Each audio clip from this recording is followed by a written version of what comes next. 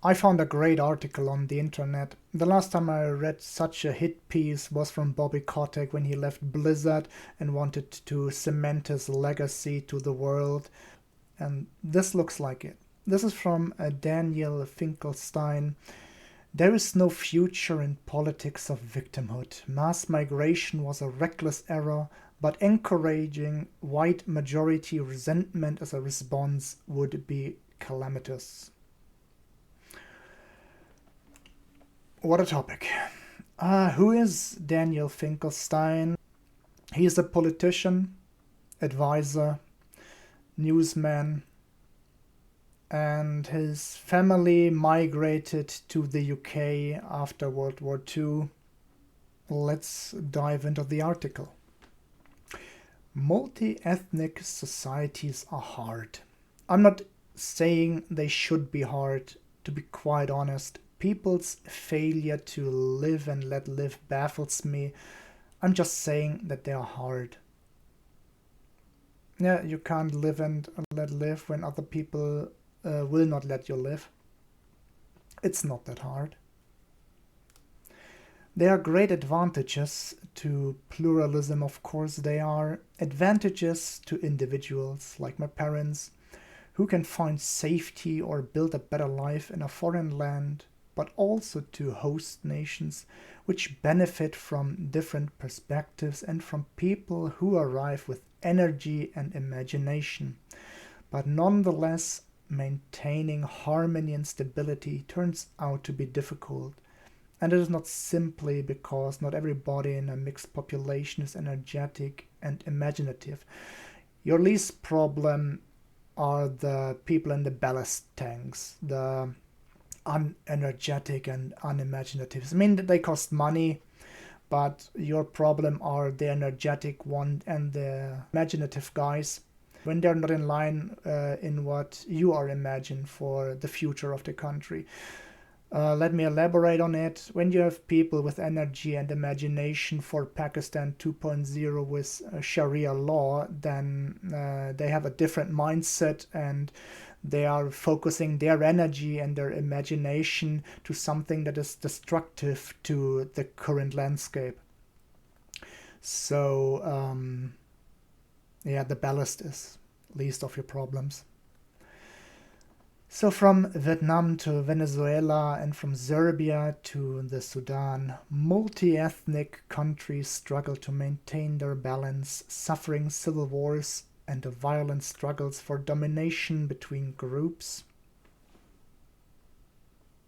Inevitable, because different mindsets, people have a different mindset about the future of the country, and some people are for it and other people are against this because it's not an homogeneous group with an homogeneous goal to strive to.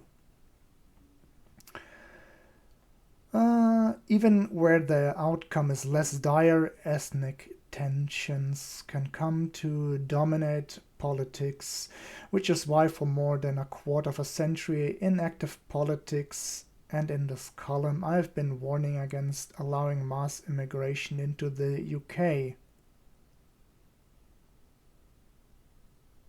We will see. My concern was less the numbers than the speed. Let us welcome people, but not huge and rapid movements that have allowed little or no time for integration. It was, I argued, a reckless policy. We would come to regret it, but you implemented it. You advised for it. It was an uncomfortable position at times, not least because I'm the son of a refugee and keenly aware of the impact of saying no to people who want to come here. So, the sentence is, in best case, it's naive at best and malicious at worst. But I held fast. Nonetheless, my family has been safe here precisely because of British culture, the British culture that gets now demolished and deconstructed by a horde of people who are not sharing the same values as the British people. We want to be part of it. I hope we have enriched it, but I would never wish either to ignore or to erase it. Maybe that's the difference between you and the people who came after you, because they are not enriching it. They're diluting it, ignoring it, or try to erase it. Different mindset. The course of modern policies in Britain, I fear, has vindicated these warnings. The course of modern politics in Britain, I fear, has vindicated these warnings. Among the most valuable political assets is victimhood. This should not be the case. And most political disputes consist of groups arguing over who should legitimately be considered the most victimized. That's a race to the bottom. Mirror, mirror on the wall, who is the greatest victim of them all? This has now attached itself to ethnic groups. There has been the Black Lives Matter movement, calls for decolonizing museums and the curriculum, demands for reparations for slavery, rows of anti-Semitism in the Labour Party, fury over the way the mainstream has ignored Muslim sensibilities over schooling in Gaza, and now the white majority population is making its own bid for victim status. The country is being invaded by foreigners is the claim frequently made, leaving its native the victims of sex crime and economic exploitations. This sentence alone, I mean, it's a fact. It's not a claim anymore because there's proven fact to it, but this sentence alone is... this is top-tier bullshit. Top-tier gaslighting. This is... Man, Bobby Kotick's team would be stating facts as a claim.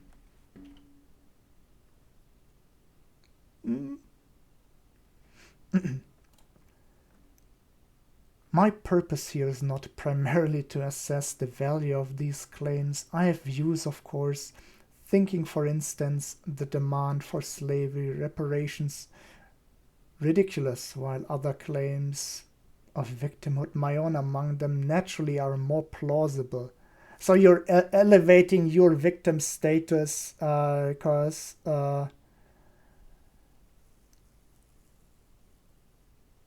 I see. Okay, I see now. Instead, I want to note the mass immigration has produced a multi-ethnic society, as multi-ethnic societies are hard, and that we need to stop making things harder. So you're dismissing other victim statuses by elevating your victimhood status. Assume the victim status for the white women, girls who got tortured, killed, and drugged and exploited over the last years are ridiculous as well, I guess. Because yours is more plausible.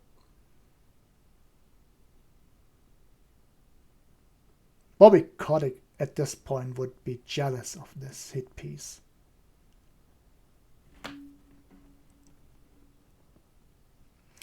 It may have been reckless to have allowed mass immigration at such speed. Wait, we had this one before. My concern was less the numbers than the speed. So the numbers were no concern. Just flood them, but over a longer period. Flood them with 50 million, 70 million. But it takes a longer time, so the frog gets not boiled that fast. And you have 2 paragraphs of it, so it's of concern for you. My concern was less the number than the speed, and then again, it may have been reckless to have allowed mass immigration at such speed. Again, the only thing you care about is the speed. You made it clear in 2 paragraphs by now.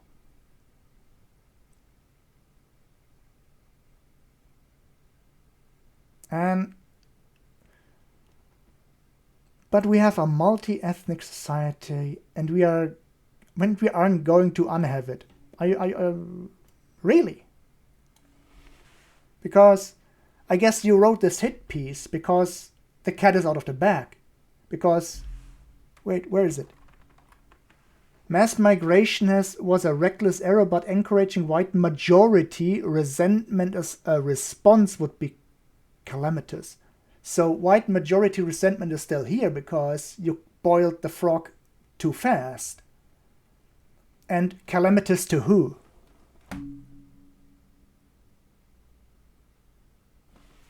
Calamitous to who? That's the topic of your hit piece.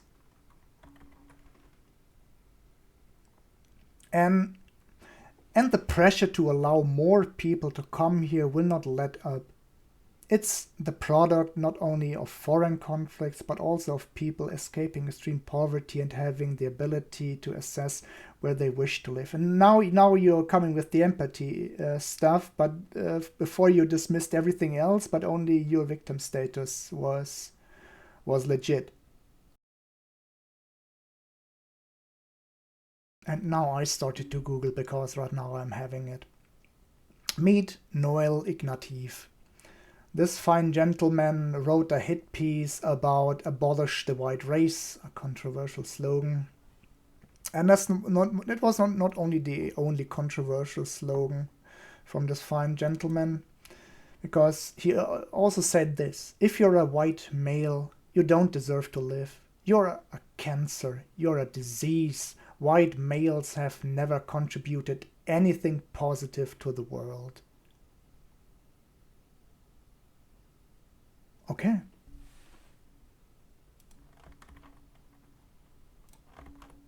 And then we have Susan Sontag. Mozart, Pascal, Boolean, algebra, Shakespeare, parliamentary government, Baroque churches, Newton, the emancipation of women, Kant, Balanchine, Ballet, at all don't redeem what is particular civilization has wrought upon the world. The white race is the cancer of human history. So every achievement, the emancipation of women, every privilege these people had in their life, living free, striving to be a writer, an author, to go to school even. That's even prohibited in Afghanistan by the Taliban. White race is a cancer of human history. Sounds familiar to the article I've read before, because whatever we did, it's never enough. Give me more. And then still your cancer. Okay. Tim Weiss is an American anti-racism activist and writer. If you want to know if racism is a problem in your country, you might not want to ask white people. Anti-racism activist.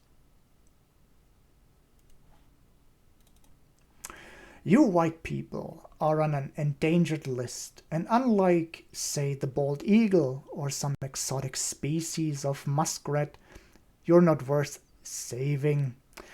In 40 years or so, maybe fewer, there won't be any more white people around, and that's a good thing.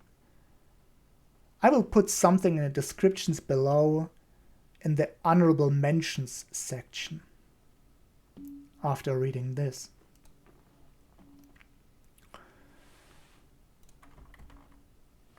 Arthur Ox Sulzberger Jr., New York Times chairman. Again, media like New York Times and Times like Daniel. This fine gentleman, if the white men were not complaining, it would be an indication we weren't succeeding and making the inroads that we are. And then we have another big one. Barbara Lerner Specter.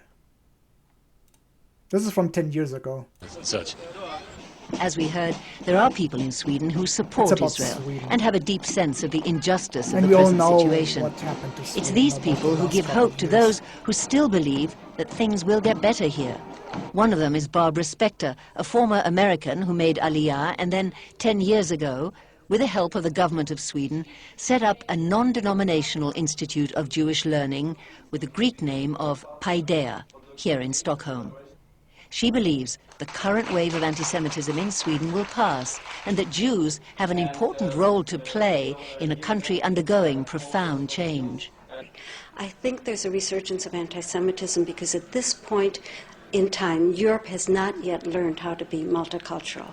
And I think we're going to be part of the throes of... And of course, Frau Spector has to teach us because we have no idea about multiculturalism. So... of that transformation, which must take place. Europe is not going to be the monolithic societies that they once were in the last century. Jews are going to be at the center of that. It's a huge transformation for Europe to make. Yep, and the Jews are in the center of it for the transformation Europe has to make. They are now going into a multicultural mode, and Jews will be resented because of our leading role. But without that leading role and without that transformation, Europe will not survive. Are you sure about this? Is this you? Barbara L. Spector?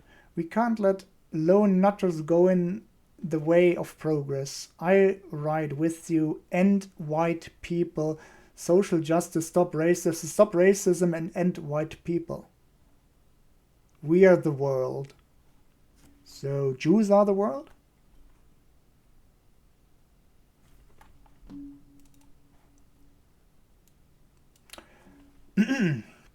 Israel is a tiny nation with only 8 million people. We can't take too many immigrants since we depend on too much on aid as it is. And then we start the regular Joes. After the big ones, this is Twitter. To my fellow white people, there's no such thing as reverse racism. The only ones who can be racist are us. We have to do work to end it. Love to all my Jewish brothers and sisters observing Yom Kippur today. Have standards and make them double. I've said before that white nationalism is a mental illness. I stand by it still. This form of tribalism is deplorable and evil. Never feel ashamed of your Jewish identity. Instead, show it off with pride and take down any Jew-hating scoundrel who attempts to stop you. All these white dudes shooting shit up make me think maybe they should be replaced. Honorable mentions. I put something there. What's your real name? My birth name is Michael Ian Schwartz, which I assume you know. Are you attempting to make some sort of anti-Semitic point? The level of self-awareness here right now, holy shit.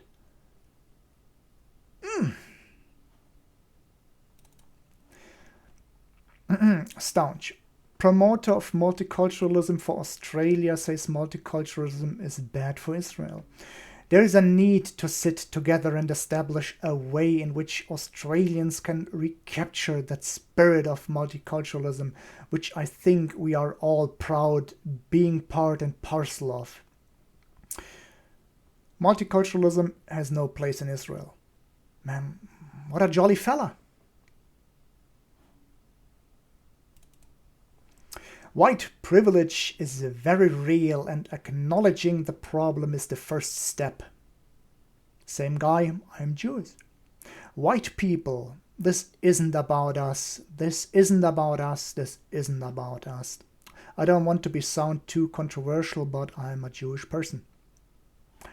White people are awful, like we really are the worst. My ancestors were Jewish.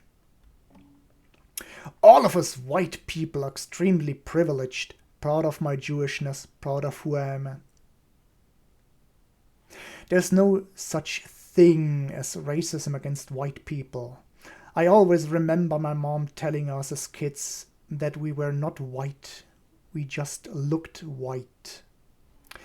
I've never experienced racism ever, and that's because white people can't experience racism. I'm a Jewish atheist. Dear fellow white people, we are not being oppressed. The playing field is just being equalized. I'm part Jewish. I don't appreciate my white privilege nearly as much as I should. Who said it was an argument? I'm Jewish. White people, we were the first illegal immigrants, don't forget that. I'm not white, Jewish. So the next thing I would post is anti-Semitism, I guess.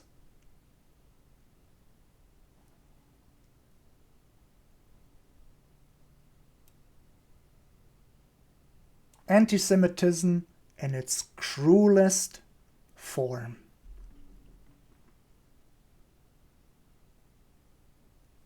What kind of complex is this? Fellow whites, but now I'm Jewish. Multiculturalism is our biggest strength, but not for Israel.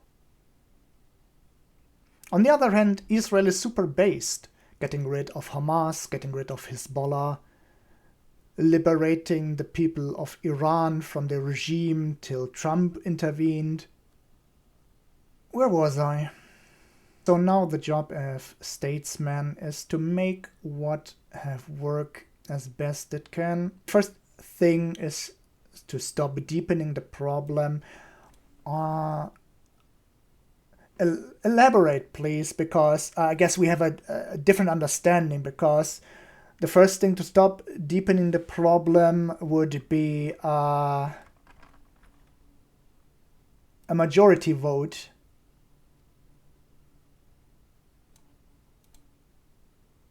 But maybe you have something different in mind. What is not to deepening the problem? Because for you, you can't undone it, because this is the statement you made. Because this would be calamitous. But right now, this is in your way. This is your biggest problem right now. From the whole article I read, this is your biggest problem. Because the frog got cooked too fast. Wait, what? Mainstream democratic politicians simply cannot tell voters that we are unable to stop people moving here illegally and are unwilling to restrict how many people move here legally. If there are international conventions to prevent immigration control, we have to change them. If there are courts that insist on an expensive view, we have to reform them. If there are technical barriers to confront, we have to overcome them. Failures are an option. Second, we have to insist upon integration, gentle tolerance of religious practices, and idiosyncrasies of all sorts is very British. And now you try to appeal to the British audience. Islam is such a harmless religion, just let them practice. 100 lashes, stoning people, please let them practice. Let them open up the Sharia laws already, man. Fasten up the process. But if people come to live here, they choose to bend to the British way of life, as they should. It's reasonable to demand that. Yes. Man, that this whole hit piece, this whole last part here is about staying relevant.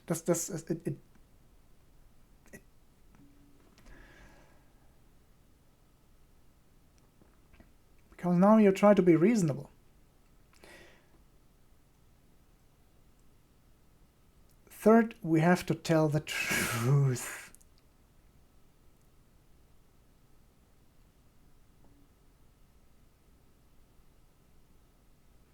The Times, led by my late and lamented colleague Andrew Norfolk, was the first mainstream media outlet to expose the grooming gang scandal. I wrote many editorials on the subject, each pointing out the disastrous mistakes that had been made because people were afraid of being called racist. Such cover-ups make tension worse, quite apart from being wrong. And this is about legacy right now.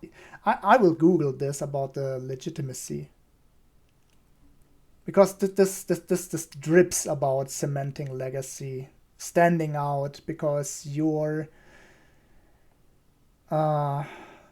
victimhood matters most. You're standing out. Right now, it's about staying relevant, legacy, because you're losing grip. So I have to look behind the curtain, but you're losing grip here, man. There's one more thing we have to do. We need to choose stability and peace over fear and resentment, because the frog was boiled too quickly. We need to demand that our politicians choose to lead the whole country rather than engage in a race to see who is the best at finding outrages and building an audience for themselves on TikTok. There's obvious political gain in exploiting tension and becoming the articulate champion of ethnic grievance. I guess I'm reading it right now. This is your hit piece for the championship race. It can win seats in parliament, as the independent Muslim MPs demonstrate, and being the champion of majority white grievance can bring even more than this. Perhaps it can bring government. The only political hitch is that you can be outbid. Robert Jenrick by Nigel Farage, Farage by Rupert Lowe, and so on, since victim status is a bottomless pit. But it's a disaster for the country, portraying every migrant as a sex pest, whipping up protest mobs, thrilling at the potential for ethnic violence, pretending that white people are being dealt with more harshly by the courts than ethnic minorities, suggesting that Britain... Wait, you were so close to have a two-tier system. There was one person who got cold feet because of the negativity from the press against her, that she jumped ship. Otherwise, you would have it. You were at 11 o'clock. No, you were not even at 11 o'clock. You were at 11:59 to have it.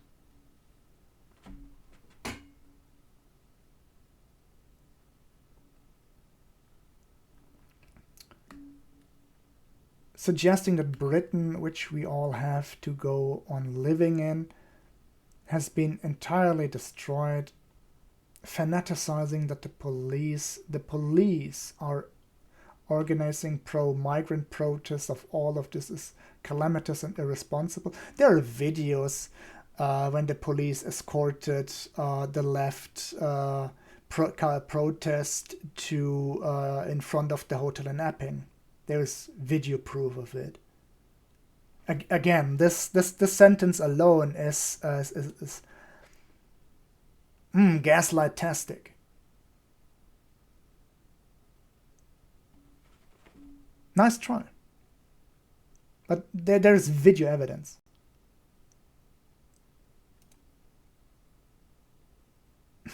And there's a better hit piece than Bobby Kotick had. Scouring the internet to find a primary school that serves halal meat and claiming ludicrously that it is now impossible to wish someone happy Christmas may bring the psychological benefit of vindication along with short-term political reward. It may help produce an audience for an insurgent campaign, but it is not statesmanship. It is politics that should be shunned.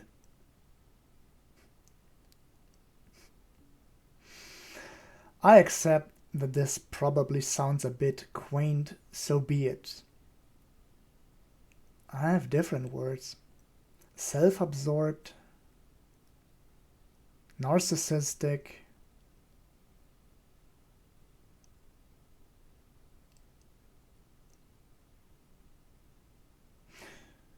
I realized that combining a tough position on immigration with some sort of limit on the exploitation of feelings of white victimhood is now deeply unfashionable.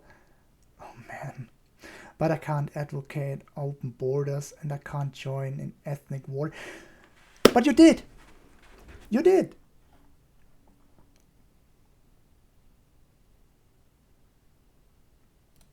Let me do this real quick. That's the House of Cards. This is you on top.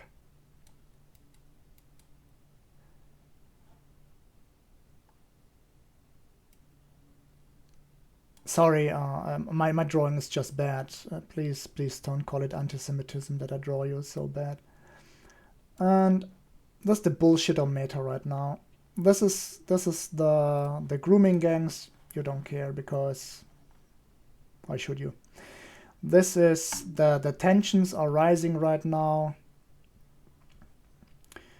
This is the synagogues closing because of the influx. This hits closer to home. But again, you're rich. You can fly to Israel when it comes shit.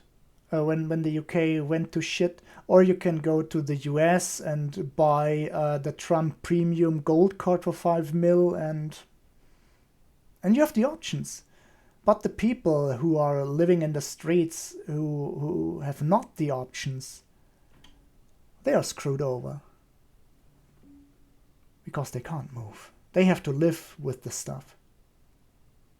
I still think there are enough of us who feel this way to make a bit of a difference. And if you are one of them, I'm glad to have had a chance to say what we both think. Man, Bobby Kotick would be jealous of this. Man, I thought his hit piece would be a self-absorbed pile of garbage, but have a nice day.